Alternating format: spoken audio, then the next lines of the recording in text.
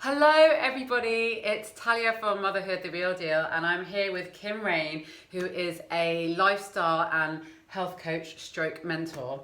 And today we want to talk about something that may have affected quite a lot of you mums out there, because it certainly did affect me, and that is, have you felt like you've been going crazy at any point?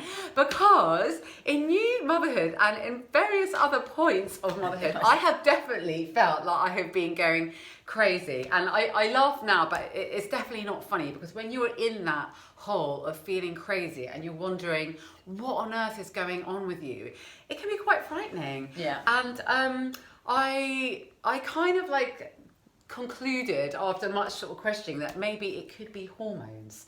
Now, Kim, no, she's not an expert on hormones, but she's been there, she's been through everything you could possibly imagine, and she knows a lot about the topic. So I wanted to ask Kim today about, why is it that so many of us mums and women feel at many times in the month, and also postpartum and all that kind of stuff, like we are going crazy, bonkers. Yeah, what is going on? I think one thing is, it's not just young mums. Women throughout their life will have times when they feel like they're going crazy that will be down to their hormones. There could be lots of reasons you feel like you're going crazy. Having a baby is one of the craziest times of your life. Yes. Life is just not your own. So part of that, yes, but actually what can be going on is hormones things. And there's kind of the two places that I would say that I would focus mostly on is your menstrual cycle. So we all know about going crazy at certain times in the month. We are crazier at certain times in the month. And your other one that I think can have a real effect is your cortisol, which can be it could go into more things, like you could have thyroid issues. So if you feel like you're really going crazy, if you're struggling with overwhelming anxiety, if you're waking up in the middle of the night, if you're struggling to sleep, all of that, right, yeah. and that can be a real implication of a hormone, of a thyroid issue. So if you suddenly get really hot, that could be an overactive thyroid. Underactive as well, if you're exhausted, if you're really struggling to lose weight, if you find that your hair's falling out, if your fingers and your nails get brittle, those sorts of things. But they're sort of on a more extreme. What it's most likely to be is that when you have a baby, and what I'm not an expert in is that just after what's going on with your hormones then, but there is definitely a time when it takes to settle everything down. Yeah, and I think it's interesting, because I think I read it can take around a year for everything to settle down. But for me, I felt like it was longer, and also I think it depends. Like, for example, I breastfed our daughter. It was extended feeding. At 15 months I stopped, and for me that is when all the hormonal calamity started. Just went right. Yeah. So I think everyone's different, aren't they? And it depends on your journey, I guess. And what you've got is these fluctuating hormones, and the fact that you aren't getting enough sleep, and you aren't getting enough rest, and you aren't really looking after yourself like you may have done. And particularly if you have already, if you're coming into it and you've had a career and you've been on the go anyway, and then you come into motherhood, or even if you've not had a career, but you come into motherhood and actually you're already sort of a lot going on in your life. And so we are all governed by the circadian rhythm, and the circadian rhythm governs all of nature, and it's why flowers open in the day and close at night, and we're very much the same. And then when a newborn baby comes into the house, or a teething toddler, or a crazy teenager that's coming and going all night, which is sort of more my thing, and your sleep is getting disturbed, then that rhythm gets disturbed. And what can happen is, what we want to happen is our cortisol, which is, it is our get up and go hormone, it is our energy hormone, it's also our stress hormone as well. And what we want is for that to actually gently rise in the morning as you wake up, as the sun's coming up. That hormone should be gently rising.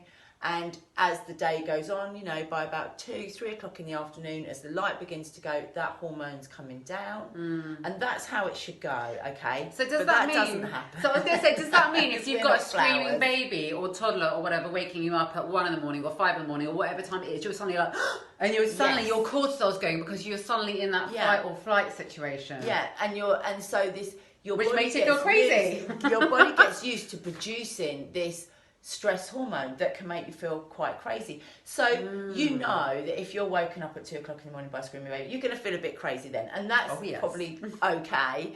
It's when you are standing in the supermarket trying to decide what to have for dinner and you feel crazy.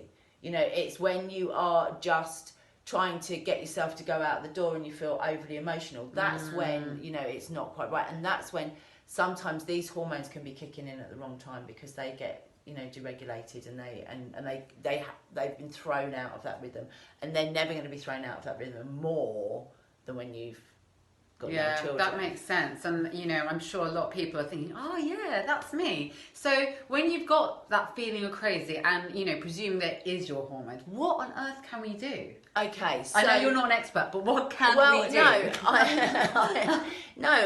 So what we can do is, with regards to the cortisol, there's certain things we can do to keep our cortisol levels lower.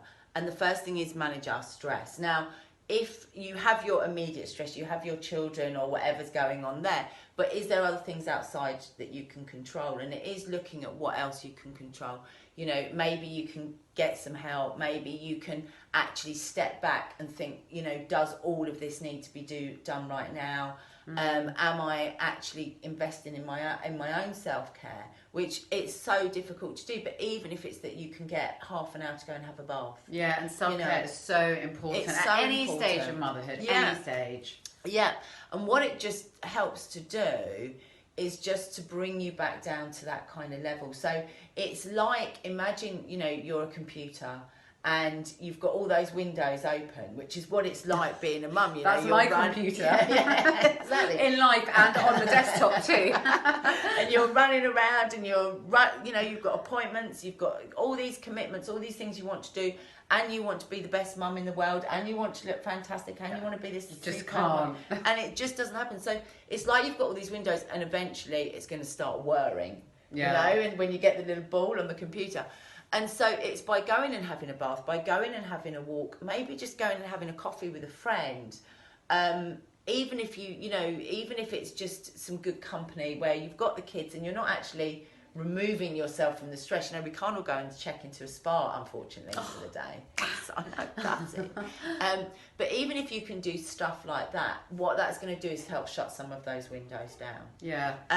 And then the other side of things is the menstrual cycle. You know, our menstrual cycle can really have the biggest effect on our God bless the hormones. menstrual cycle. Oh my goodness me. Our bodies go through so many changes. And particularly after you've just been through the whole hormonal onslaught of childbirth and building a baby, building a child. So with regards to that, you know, the first couple of weeks of your cycle, you should be feeling pretty good. You know, this is what we call our Venus week as well. This is the week where week. It's a great week. I am Venus. Hear me now. And that's what we're like. We are like ready to get stuff done. It's we want so to true. make appointments. We can make commitments and all of these things. And actually, we are feeling more lively, more energized, more sexy, because we kind of want to attract a mate. That's the idea. Then you ovulate.